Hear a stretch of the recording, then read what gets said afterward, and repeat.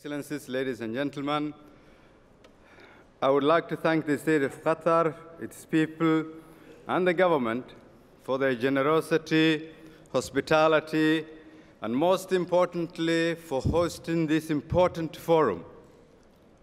The debates that unfold at global platforms like the Doha Forum are indicative of how interdependent and interlinked our destiny in this truly globalized world is.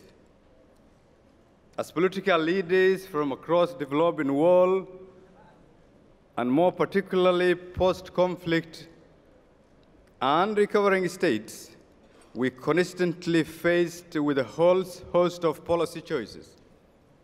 Questions that deal with poverty reduction strategies, industry policy, development policy, social protection, provision of basic goods, and such as health, education, and provision of security to our people. The political and economic destiny of our people hinges on how we frame these questions. Questions that, if appropriately and wisely answered, will have a transformational change on the economic conditions of our citizens, and if not carefully handled, can lead to stagnation or regression.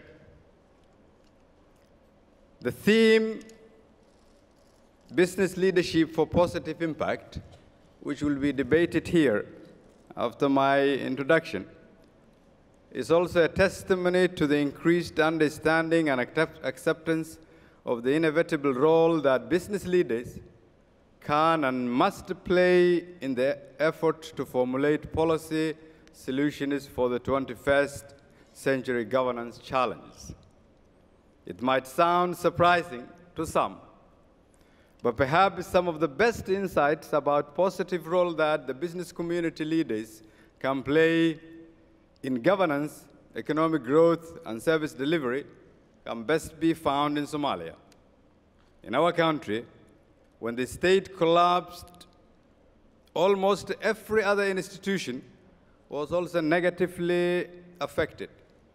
Undoubtedly, the only institution that thrived and helped the Somali people to survive was the private sector. It is argued that the two most fundamental factors that help the private sector persist and which other institutions fail to uphold then are trust and wealth creation. The failure of Somali political institutions was then due to a trust deficit and simultaneous failure by the centrally planned economic model of the government to generate wealth. Remarkably, the strong and vibrant Somali business community became the backbone of our nation for 30 years, providing much-needed goods and services. Even at the time when movement of people from one region of Somalia to other was restricted due to conflict, it was only the business community that accessed every part of our country. As Somalia's leaders, we have therefore recognized, in the absence of a supportive governance environment, through sheer innovation, the Somali business leaders have made incredible achievements. Somalia has one of the best telecommunication sectors in Africa today, a very sophisticated remittance industry that serves Somalis and non-Somalis across the world.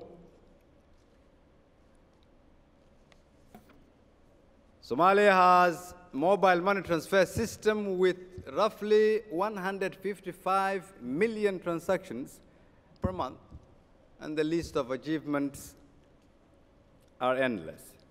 To build on these achievements by our business community, it became our vision to fully unlock the economic potential of Somalia by simply rebuilding trust in government in order to grow our economy and our businesses. Because as successful as our business community has been, they have lacked a trusted government that facilitated the growth and bringing the world's investors to the shores. Thus, our administration gave primary focus on an extensive reform plan with particular focus on the economic reform agenda, where we sought to rebuild our financial institutions, reform our central bank, empower our business community, create jobs, and develop our nation's infrastructure to re-engage with international financial institutions in order to allow for foreign investors to come to our country and take advantage of our nation building. On the policy side, having a rules-based political and institutional system to create a conducive environment for the private sector to unleash its potential was obvious remedy to the trust deficit in government. Over the past 3 years, we passed critical legislations such as the Public Financial Management Law, Telecommunication Law, Investment Law, Revenue Law, and Anti-Corruption Law to facilitate the enabling environment and brand Somalia's attractiveness to the investors. All these policy objectives were meant to seek to attain a government whose objective was to serve its people and to ensure that it puts in place systems and infrastructure to allow businesses to grow. We pursue this as we realize if our business community was as successful without the government, they would definitely soar even higher with a government that worked for them. Excellencies, ladies and gentlemen, why, you would ask, have we undertaken all these reforms? Because we truly have stopped seeing ourselves through the lenses of how Somalia and Somalis have been seen for the past 30 years.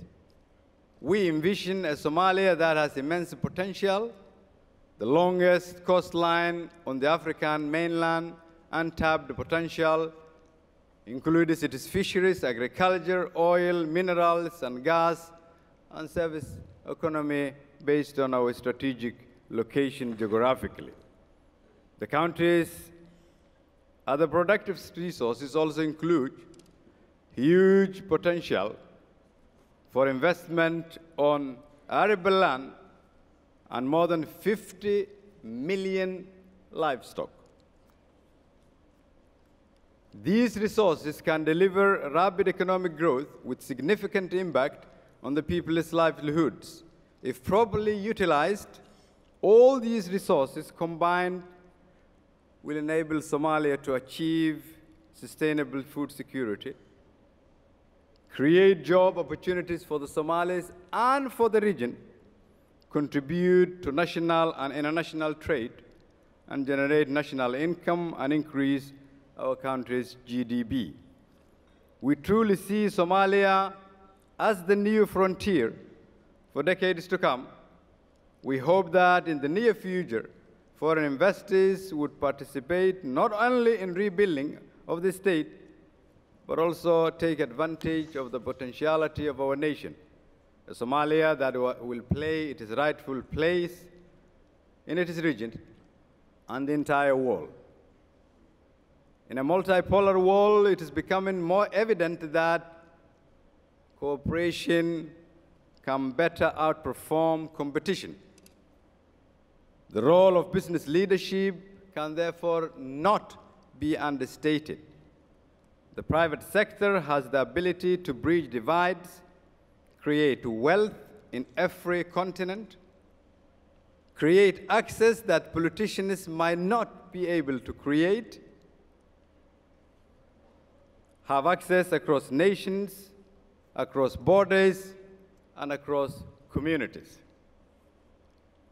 In Somalia, now that we have an opportunity to re-engage with the international financial institutions, open doors for new investors in our country, we will, in the next chapter, formulate a strategy that can take advantage of the lessons learned from our context and transfer that positive impact of business leadership on governance and nation building. Our key takeaway has been the understanding that politicians need to accept the role of business in rebuilding nations, and business leaders should also take an even more active role in searching for better solutions in today's global challenge. Thank you.